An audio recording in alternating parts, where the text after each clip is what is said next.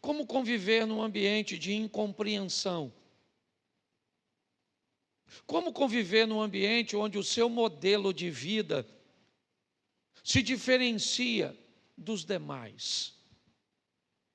Como se comportar num ambiente onde as pessoas não conseguem entender o que você faz, não conseguem entender como você se comporta, não conseguem entender como as coisas estão acontecendo com você, sejam essas coisas positivas ou negativas. Muitas vezes as coisas positivas, elas podem ter que enfrentar uma incompreensão, trazendo à tona o imerecimento de quem vive, buscando localizar falhas e erros, cujos quais desqualifiquem você de vivenciar tudo isso.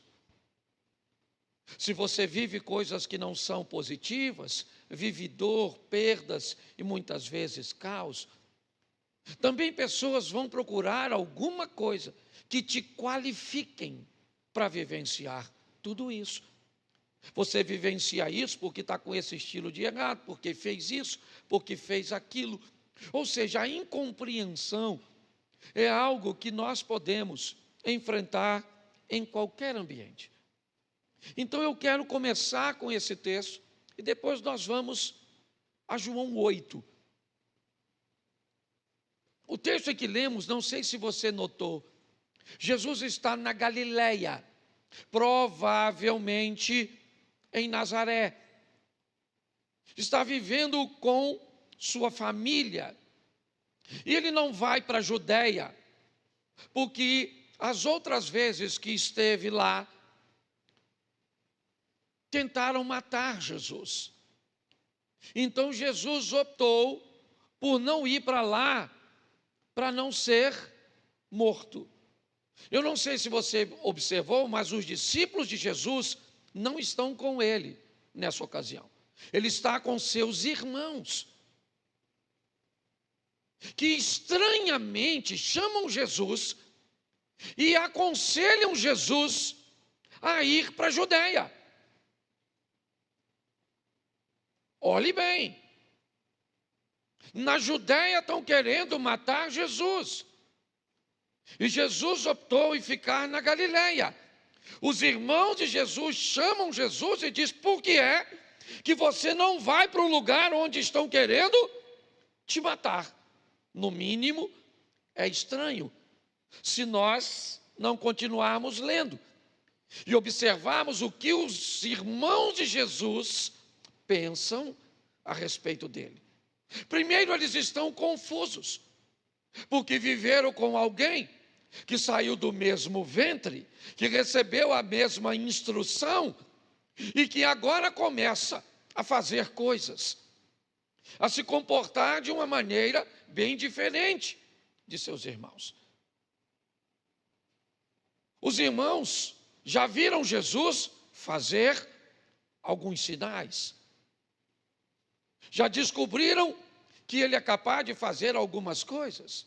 Então, para sustentar o conselho, para que o conselho não pareça ser tão malicioso, os irmãos vão dizer a Jesus que já que ele faz tudo isso e que ele tem poder para fazer essas coisas tão legais, por que fazer em Nazaré, uma cidade que ninguém costuma frequentar? Por que fazer num lugar tão secreto? Todo mundo que faz coisas tão grandes deve ganhar notoriedade.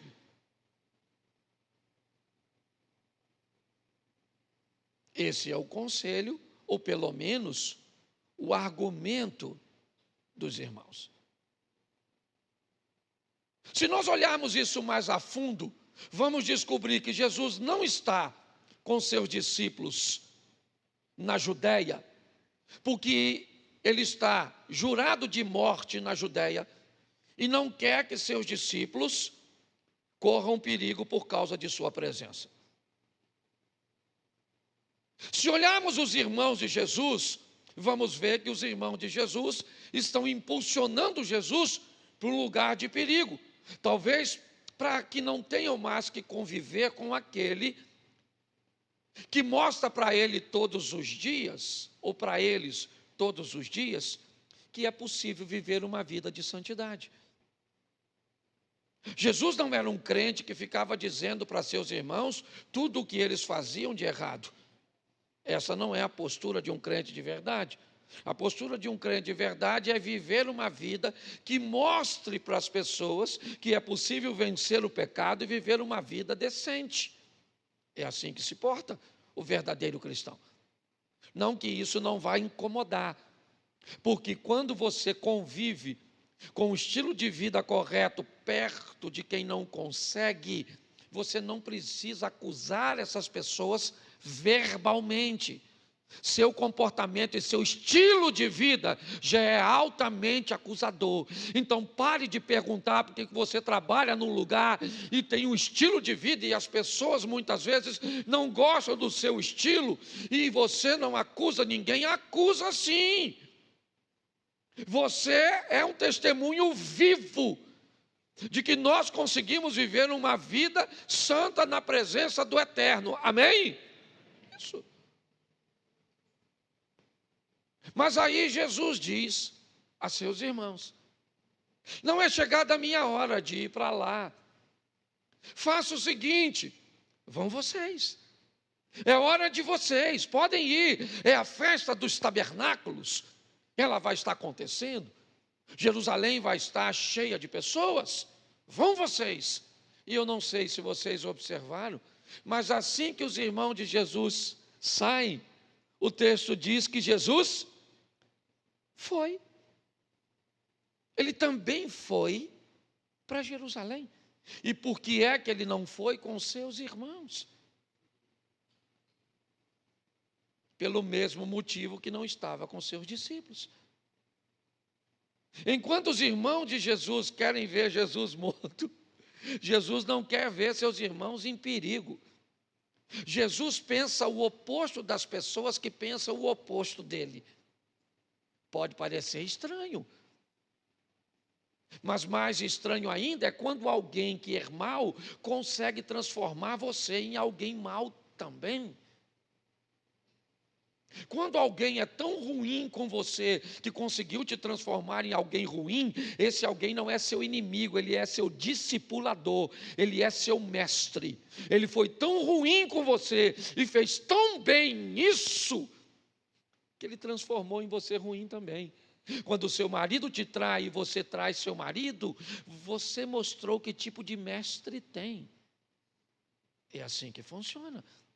A maneira de Jesus gerenciar suas emoções e que desejar o bem àqueles que lhe desejavam mal, em fazer o oposto, é algo extraordinário.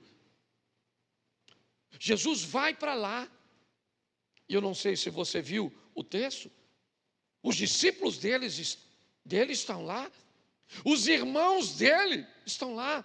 Então onde vamos procurar Jesus? No meio deles. Mas Jesus está? Não. Por que não quer estar? Porque está com medo deles? Não. Porque Jesus está pensando em manter seguro as pessoas que Ele ama. Diga para quem está do seu lado o seguinte: você sabia que Jesus te ama? Diga para ele agora: você sabia que Jesus deseja te manter seguro? Grave isso que eu estou falando, para que mais à frente você entenda. As pessoas começam a perguntar: cadê ele? Onde ele está? A festa está acontecendo. E de repente, ele aparece. Não está com os discípulos, não está com os irmãos. Então está todo mundo seguro, menos ele. Ele não. A conversa é em torno dele. Se você ler o restante do capítulo 7, eu não tenho tempo para ler tudo, que é grande. Mas você vai ver que as pessoas começam a falar a respeito dele escondido, para que os judeus não saibam que ele é a pauta da festa do tabernáculo. Mas está todo mundo discutindo se ele tem poder, se ele não tem, se ele é um enganador. Se tudo o que ele faz não é feito pelo poder oriundo do inferno, de Satanás e dos demônios. O povo está conversando e cada um pensa uma coisa diferente a respeito dele. Cada um tem uma opinião do que ele faz, de como ele pensa, de como ele age, certo? Ninguém consegue compreendê-lo direito. Por quê? Porque ele não segue o padrão. As pessoas não conseguem enxergar nisso. Ele vê valor onde as pessoas não conseguem ver valor. Ele quer dar oportunidade às pessoas que ninguém daria. Ele entra na casa de pessoas para comer que pessoas não comeriam. Ele consegue enxergar coisas e valores onde as pessoas não conseguem. Então está todo mundo muito confuso. Como ele oferece a oportunidade a pessoas que ninguém ofereceria. Então está estranho para todo mundo. E Jesus sabe disso. Está estranho para seus irmãos, que não conseguem entender. Está estranho para Nazaré, um lugar que Jesus quase não pôde fazer nada.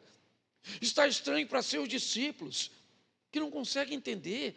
Ele anda em cima d'água, ele faz determinadas coisas.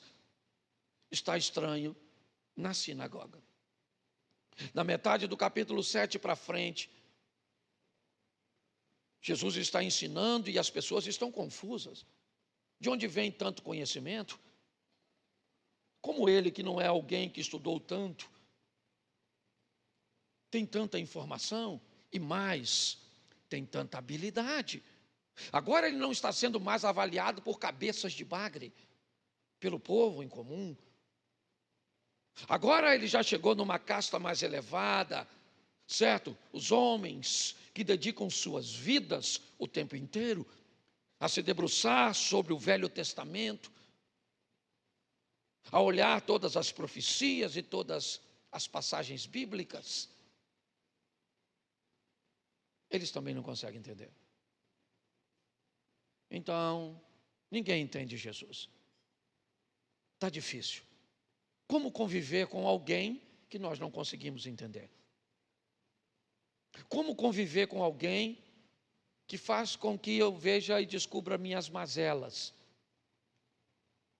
Esse é um grande desafio. Por onde Jesus passava, era isso que ele via, era esse comportamento. Mas agora a discussão é grande. E sabem tão pouco a respeito dele, porque ele mora na Galileia, mas nasceu na Judéia. Ele nasce em Belém, então não há nada de errado para se cumprir a palavra sobre ele. Qual é o problema disso? É que nós sabemos disso, mas eles não. O que eles pensam é que Jesus é de Nazaré, ele cresceu em Nazaré, ele não é de uma família nobre, ele não viveu numa casa que era referência da rua, não. A casa que Jesus morava, ninguém sabia. Você pode ir hoje, vá hoje a Jerusalém e procure saber onde Jesus morava, qual era a casa dele em Nazaré. Alguém sabe? Não, ninguém sabe. Hoje a casa visitada, certo de que ele viveu por um períodozinho ministerial, depois dos 30 anos até o 33, morou lá uns 2 anos aproximadamente, é a casa da sogra de Pedro, em Cafarnaum. Então as pessoas não conseguem entender, mensurar. E você acha que isso mudou? Muito pouco. A incompreensão é algo que continua na mente das pessoas quando olha para alguém que resolveu viver uma vida com Cristo. A incompreensão é muito difícil quando o casal resolve colocar Cristo no centro do seu casamento. Um homem que consegue colocar o Senhor à frente, no centro dos seus negócios. Uma pessoa que cumpre os princípios, que paga seus impostos, que vive de forma digna, ainda é uma pessoa muito estranha. Ela é estranha porque se veste de uma maneira esquisita. Não quer mostrar o que a maioria das pessoas mostram, não pensam do jeito. O mundo mudou muito pouco. No que diz respeito à tecnologia, muito. Porque o mundo físico e emocional mudou muito, mas o mundo espiritual continua do mesmo jeito que começou, ele não muda. E é assim que funciona. E quando olhamos para isso, o que vemos é a discussão. Agora, na elite dos pensadores, dos estudiosos, que sequer são capazes de saber onde Jesus nasceu. A discussão é a mais descabida. Examine as Escrituras e observe se algum profeta renomado veio da Galileia. O Messias virá de Belém. E aí? Não seria fácil descobrir isso? Sim ou não? Sim ou não? Bastava perguntar à mãe. Ele nasceu onde? Mas descobrir que Jesus era de Belém não era a solução. Aumentaria o problema. Porque tem coisas que é melhor não descobrir. Tem coisas que é melhor fazer vista grossa. Certo? Tem coisas que é melhor fingir que não está acontecendo. Porque se descobrirmos por que acontece, talvez pode piorar.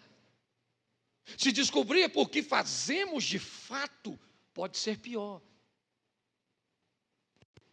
Então, para que eu não olhe para mim mesmo e descubra que o que eu faço é uma escolha minha, é melhor culpar meu pai. É melhor culpar minha mãe. É melhor culpar um trauma. É melhor culpar o pastor, o vizinho, o cônjuge. É melhor. Fica mais suave. Eles não enxergam porque não querem enxergar. Um dos camaradas que caminha com eles, Nicodemos, venceu isso e no capítulo 3 do Evangelho de João, encontra-se com Jesus. Ele faz parte do fechamento do capítulo 7. Certo? Porque Nicodemos começa a tentar defender Jesus, dizendo: é costume nosso defender um homem sem antes ouvir o que ele tem a dizer. O que Nicodemos está dizendo é muito simples: vamos trazer Jesus até aqui e vamos perguntar a ele, e vocês, né? Provavelmente ali ele está dizendo, e nós vamos ver o que ele tem a dizer, ainda que o Nicodemo já tenha visto no capítulo 3.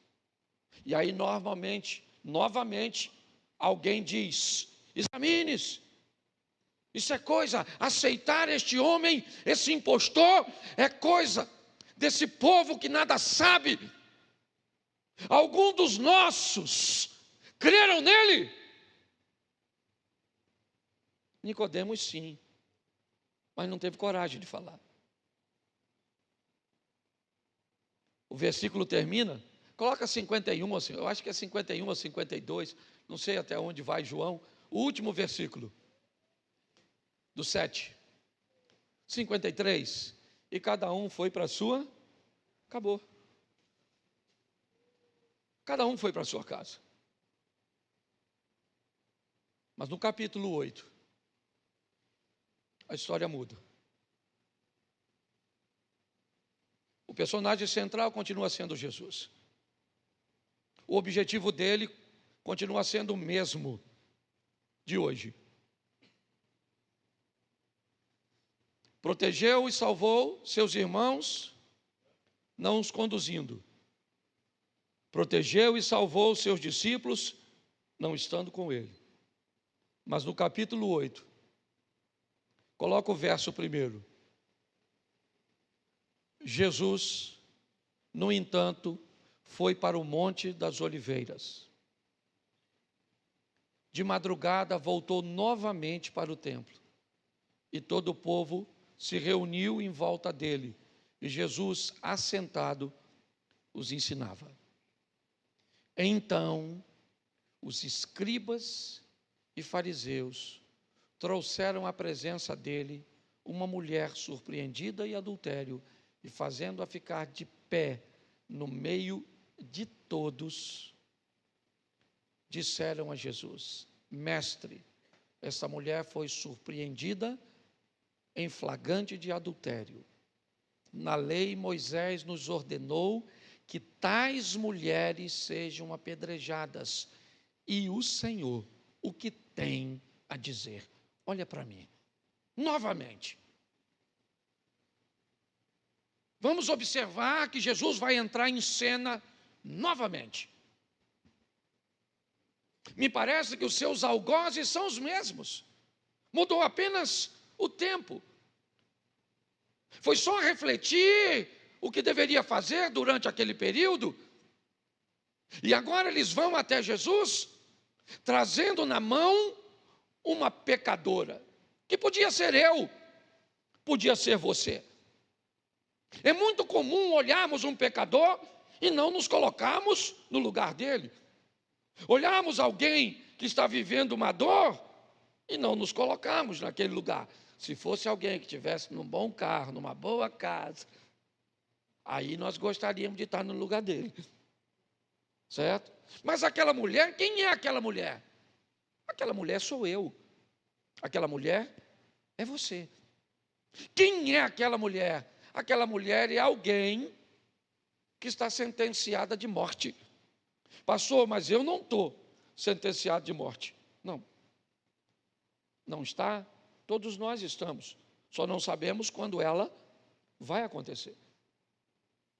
Tem um dito popular que diz que para morrer, basta estar vivo. Mas eu quero te mostrar por que essa mulher vai viver isso. O texto do verso 1 diz: Jesus estava no Monte das Oliveiras, do outro lado. Vamos imaginar daqui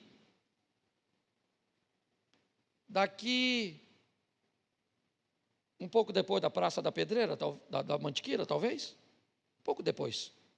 Monte das Oliveiras, você está de frente para o outro lado. Jerusalém está do outro lado. Basta descer o vale e está do outro lado. Jesus veio para o lado de cá e ele está orando a madrugada inteira. A Bíblia diz que aquilo que fazemos nas trevas, às escuras, uma hora vai aparecer. Tudo vai vir para a luz. É assim que funciona. Jesus está orando no monte e uma mulher está com um homem que não é dela na cama. A madrugada era a mesma para os dois, para a mulher e para Jesus. Qual é a diferença? Que um é o Salvador, o outro é o pecador. O que o pecador deveria estar fazendo? Pecando. E o que o Salvador deveria estar fazendo? Salvando. Isso vai mudar porque o pecador, quando encontra com o Salvador, não leva o Salvador para o inferno, mas quando o pecador encontra com o Salvador tira o homem do inferno. Escreve o nome desse homem, dessa mulher no livro da vida. O caminho vai se cruzar, mas é importante entendermos isso. O que ela está fazendo? Pecando. O motivo que a fez, não estou aqui para. Agora, diga-se de passagem, a lei do Moisés dizia que a adúltera deveria morrer a pedrada, sim ou não?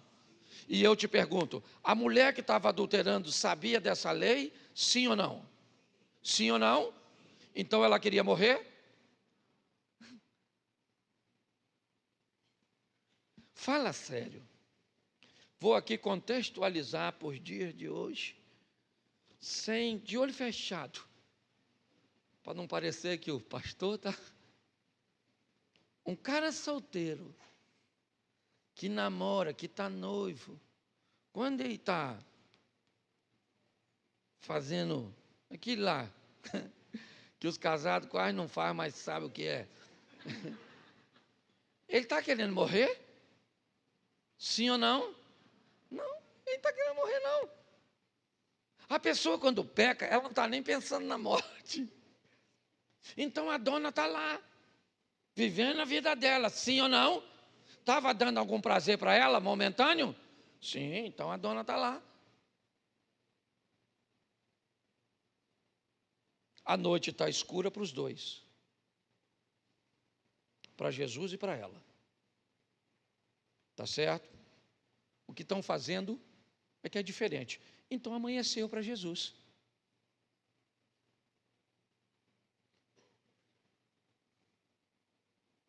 Quando amanheceu para Jesus, será que amanheceu para ela? Sim ou não? Então chegou a hora de prestar conta.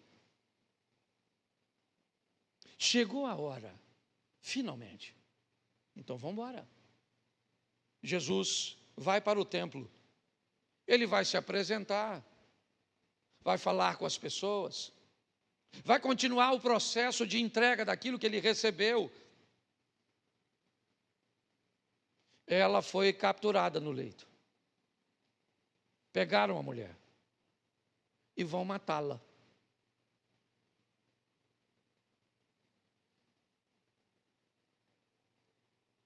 Ela até mereceria morrer.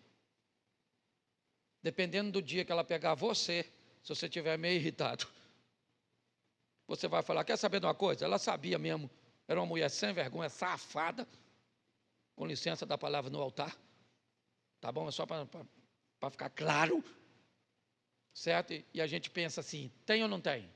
Tem ou não tem? Às vezes a gente pensa que tem. Tem gente que você deu um conselho, você deu 10 conselhos, você deu 10 conselhos, você... e faz tudo o contrário. Aí vem, dá vontade de você falar...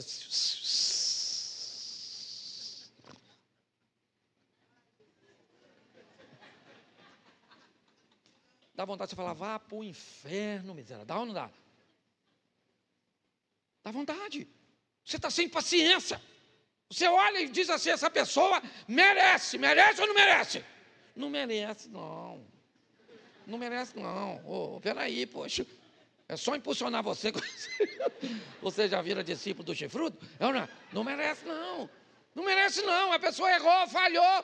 Mas ela não foi criada por Deus para ir para o... Então, nós não somos agente de condenação. Nós somos agente de salvar. Nós não somos cúmplice. Entendeu? Aí não, poxa. Todo mundo pega, eu vou pegar também. Todo mundo faz, eu vou fazer.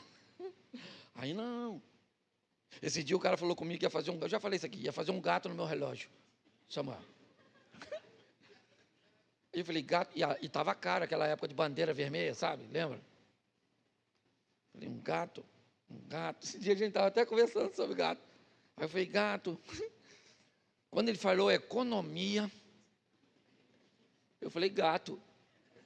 Gato é de Deus, não é? Gato é de Deus. Nossa, ele falou, pastor, o senhor paga quanto? Eu falei, quanto pagava? Ele reduziu assim uns 70%. Eu falei, miau.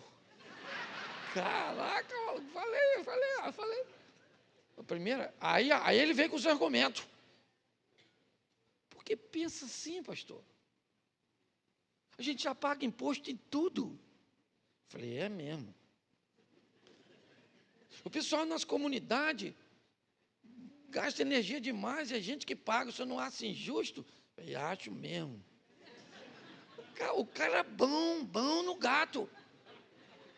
E o gato nem era caro. Isso porque aquilo que vai te levar para o inferno não precisa ser caro.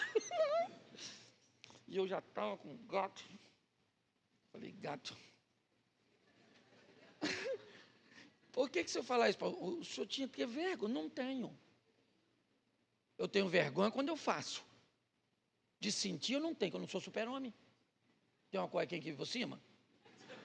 Não tem. Eu não sou super-homem. Eu sou gente. E você também é.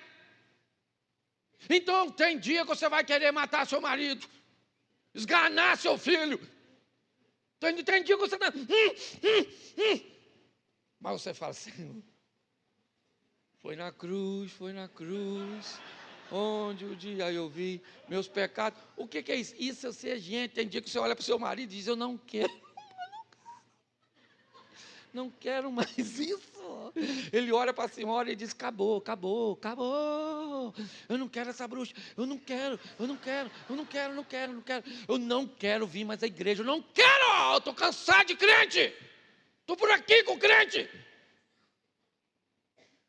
Não precisa levantar a mão, mas eu sei, porque eu sou gente, certo?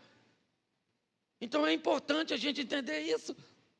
A mulher merecia ir para o inferno, se lascar, morrer, sim ou não? Eu ainda não consegui convencer, Xará. Se eu continuar pregando, porque primeiro alguém falou que merecia. Aí eu argumentei, perguntei de novo. Não sei, prefiro não me envolver nesse assunto, tá certo? Vamos imaginar a mulher pega por esses homens, lembra, escribas e fariseus, a mesma turma que estava com Nico. Lembra no final do versículo 53 do capítulo? Lembra? Os caras todos lá vão dar pedrada nessa dona. Isso, traidora, infratora. Pensa, ela andando, tinha que tirar para fora dos muros da cidade para matar. Pensa ela, coitada, devia estar seminua porque foi pega em flagrante. Pensa. Aí ela vai andando, sendo conduzida, devia ter uns meninos adolescentes, olhando, falando, não mata não, a dona legal dessa, uma maneirinha. Também devia ter uma mulher casada, olhando, pensando o quê? Mata, mata mesmo.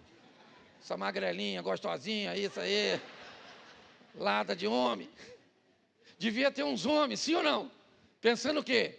Eu não quero me meter nisso. Me deixar fora, não foi eu que peguei. Certo? Devia ter uns idosos falando o quê? Mata mesmo, não faço mais nada. Não. Tem de tudo, gente, tem de tudo. Quando... Nossa, você que está visitando, perdoa. O pessoal daqui já está acostumado, né, Bruno? Mas presta atenção, tem de tudo. Quando você cai, tem gente que torce para você se erguer, sim ou não? Tem gente que fica feliz porque você caiu, sim ou não? Então tem de tudo. Nós temos que sobreviver nesse ambiente de crente. O que o crente tem? Uma pedra na mão. Todo mundo falando, vou dar uma pedrada nessa maluca. Pega a pedra aí, maluco. Vou dar uma pedrada na cabeça dessa miserável, que você vai ver só. E todo mundo indo para lá, taca a pedra na dona. E vão levar a dona para quem? Para quem? E Jesus é especialista em salvar. Não dá fim que ninguém morra. Certo? Até o ladrão da esquerda não era para ter ido, pô. Era para ter se dado bem. Estou falando, Jesus podia salvar. Certo? Podia ou não podia? Eu não estou falando de política não, tá bom? Hoje se a gente fala esquerda é isso aqui, ó. Isso aqui é esquerda, isso aqui é direita, isso aqui não é Bolsonaro, isso aqui é direita, isso aqui não é Lula, não tem Lula aqui, não tem. Então, pelo amor de Deus, deixa a política lá fora. E hoje você falou, não, você já está falando do Lula, já vão embora dessa igreja, então vá para o inferno, vai não, pô, certo? Direito, não, porque a gente não pode falar mais nada. Já fala, já vira. Aí a gente que está à frente de uma igreja, tem gente, certo, que tem apreço pela direita, tem gente que tem apreço pela esquerda, e pronto. E todo mundo tem que ir para o céu. Pronto. Não vou nem perguntar se vale um amém. Já tem gente de direita que falou, se ele for, não vou.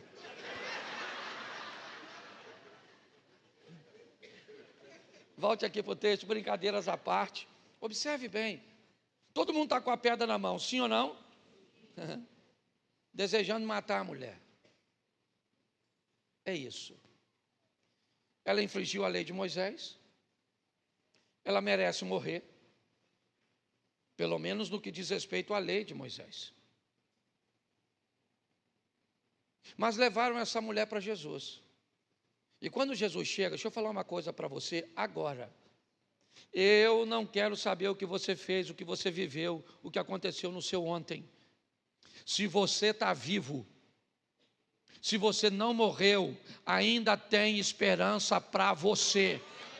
Eu não sei qual foi o diagnóstico que te deram, eu não sei. Eu só sei de uma coisa, se você ainda não morreu, tem alguém que pode te dar vida. Você pode viver o milagre. Posso ouvir um amém? Amém.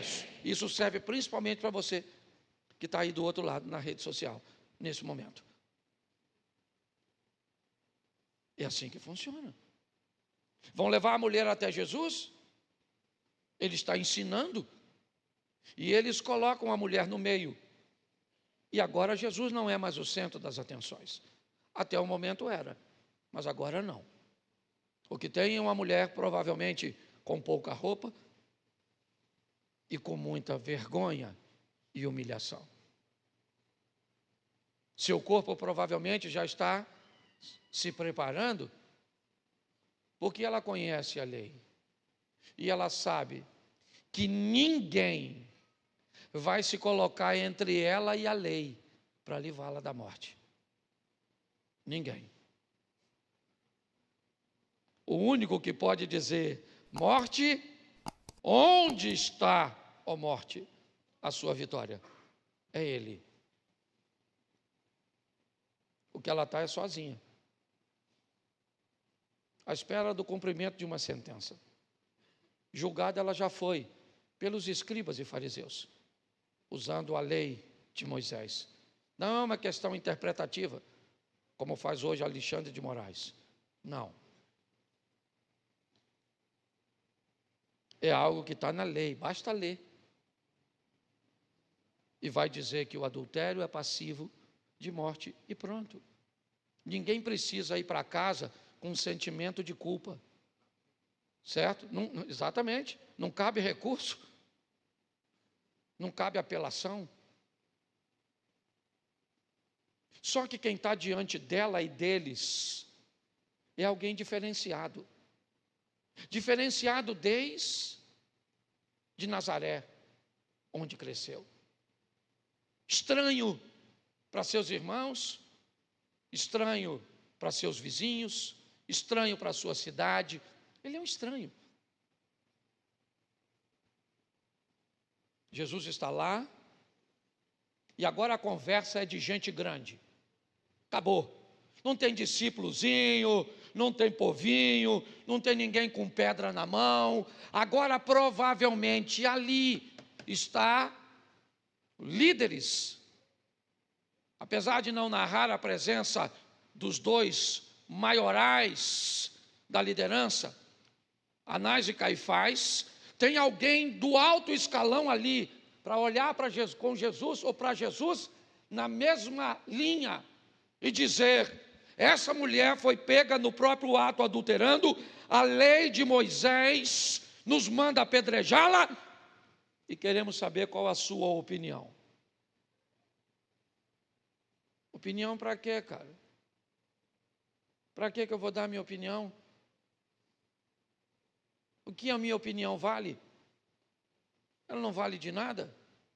A lei aí é a lei do Moisés. O que adianta eu dar a minha opinião? A minha opinião não muda a lei. Então não vale a pena. O que ele está querendo?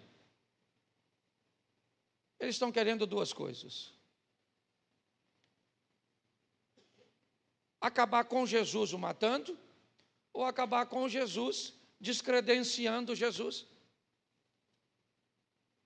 Então o que eles querem é que Jesus responda. E tanto querem que Jesus não respondeu nada, mas eles não se contentaram, porque o nada deixava Jesus livre. Então eles provocam e insistem em Jesus: diga, apedreja ou não apedreja? Apedreja ou não apedreja? Se Jesus diz apedreja, era fácil. Vamos pegar essa mulher, levamos para fora dos muros, matamos essa mulher à pedrada e vamos voltar para Jerusalém. E vamos dizer que esse cara aqui prega amor, mandou matar a mulher adúltera. E bastava mandar matar um pecador, que já era, gerou jurisprudência, certo? Se Jesus diz não apedreja, aí o problema é maior. Porque Jesus diz não apedreja ela, eles acusam Jesus de blasfêmio, de se opor à lei do Moisés, e aí vão apedrejar a mulher e ele também. Ou seja, na ótica deles, é uma ideia fantástica. Mas o que está em jogo, esquece a lei. O que está em jogo é uma mulher seminua. Essa bagunça toda não tem a ver com fariseus, discípulos, multidão. Tudo isso é por causa de uma adúltera, de uma pecadora. Você quer se desqualificar? Se desqualifique. Você quer dizer que este culto aqui não pode ser feito na totalidade para você? Pense desse jeito. Mas quanto mais rápido você descobrir quem você é para Deus, você vai descobrir por que o câncer não te matou. Você vai descobrir porque você já viveu tanta coisa ruim e você ainda está com os pés firmados na rocha, porque é Ele que tem te sustentado. Mas as pessoas não acreditam nisso. Elas não são obrigadas a acreditar. Elas não são. O que nós vemos agora é Jesus quieto, talvez esboçando uma tranquilidade que irritavam. Mas ele se levanta, olha para discípulos, fala comigo, discípulos, olha para a multidão, fala multidão, e olha para escribas e fariseus, fala escribas e fariseus. Ele levanta e pega todo mundo e diz: aquele dentre vós que não tem pecado algum, atire a primeira pedra. Atire. E baixou a cabeça. E voltou a fazer o que estava fazendo. Aí, ele gerou um problema. Quem atira a primeira pedra?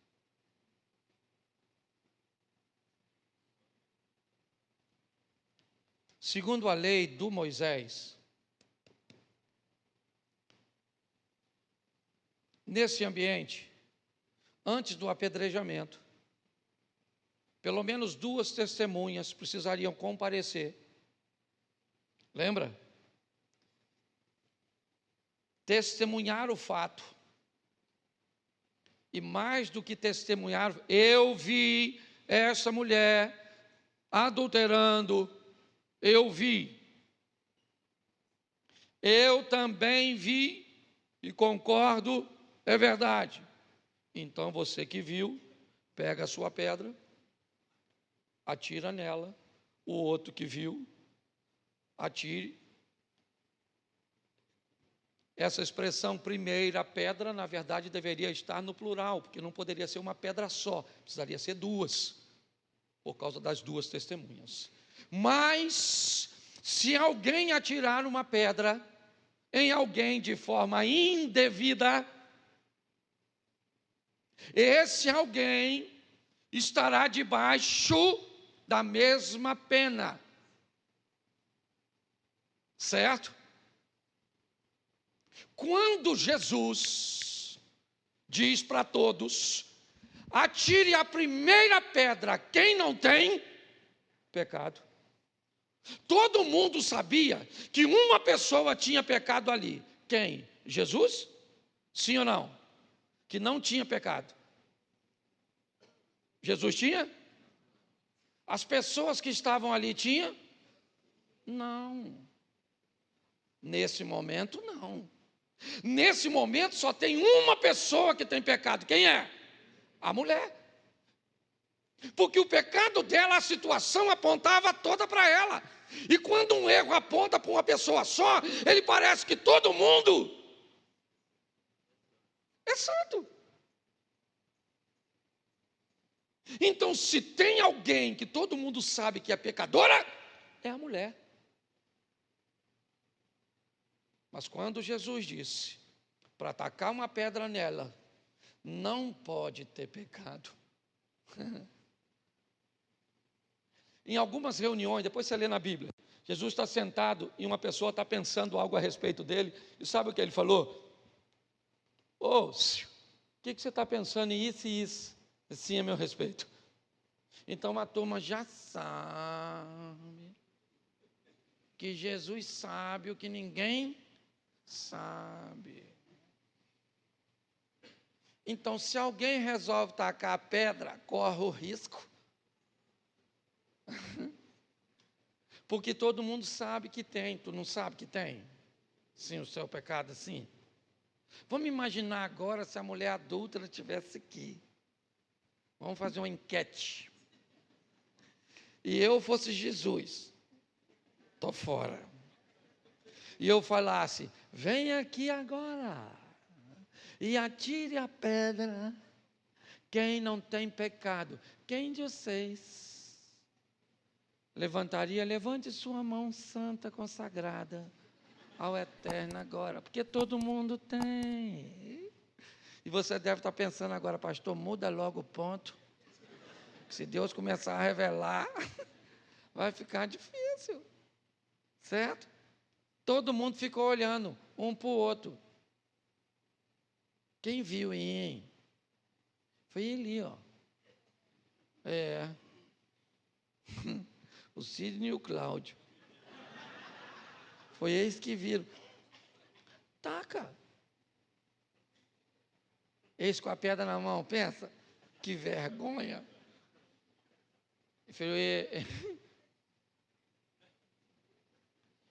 Na verdade, quando eu cheguei lá, já tinha terminado o serviço. Eu não vi nada. Eu só escutei um gemido de longe, que poderia ser uma topada. Você está rindo? Um olhando para o outro, pensando, taca, quem é que taca? Não taca. Alguém deve ter pensado, quem teve a ideia de trazer essa mulher aqui? Vamos dar uma pedrada nele. Porque eu escolhi minha pedra com tanto carinho, agora não vou ter ninguém para dar uma pedradinha. E começaram a jogar as pedras tudo fora. O texto, depois você lê, que eu não sou obrigado a ler tudo.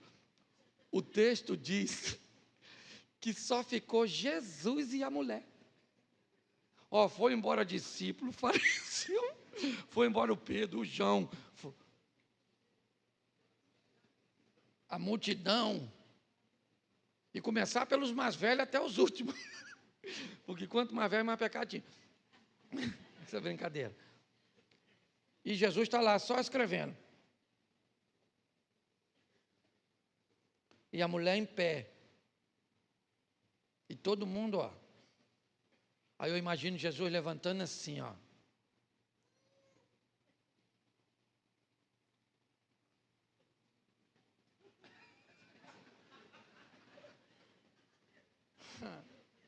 Sabe aquela coisa de Roberto Carlos?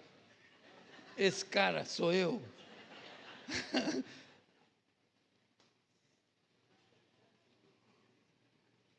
E aí, mulher? Não era tanta gente para te condenar? Lembra? Seu marido, seus filhos, sua sogra. E só eu para te defender, dona? Eu imagino ela pensando assim, eles têm, né, Senhor? Eles também têm pecado. Os escribas também têm. Até os discípulos do Senhor. Cuidado, hein, que esses discípulos aí. Os discípulos são muito crentes, não.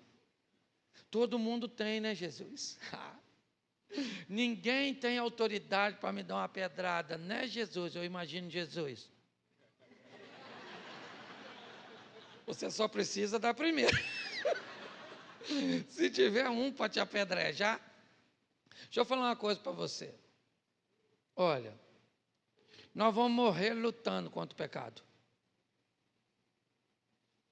Essa mente sem vergonha que nós temos, principalmente mediante a tudo que a gente vê durante o tempo inteiro, é quase impossível. Certo? É quase.